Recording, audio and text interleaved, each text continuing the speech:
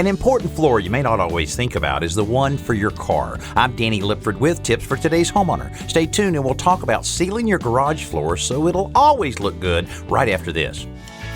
Here at today's homeowner, we strive to deliver the most trusted, practical information you need to keep your home looking and running great. That's why we want to hear from you through our listener survey. Whether you'd like to suggest a topic, have a segment idea, or want to let us know how we can improve, we want to hear from you. Each listener who completes our brief survey will be entered to win one of 3 $100 Home Depot gift cards. So head over to todayshomeowner.com/survey now to share your opinions.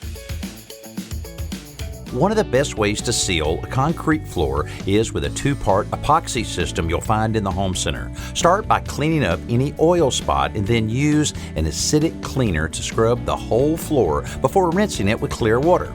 After it dries for a day or two, you're ready for the sealer. Unlike paint or stain, epoxy sealers are mixed immediately before use and you only have a limited amount of time to work with them. Once you mix it, you have to be ready to start rolling and brushing it on because the clock is ticking. Work small areas and keep a wet edge like you would any other paint. If you're adding decorative paint chips that come with these kits, you'll have to do that while the surface is still wet. I'm Danny Lipford with tips for today's homeowner.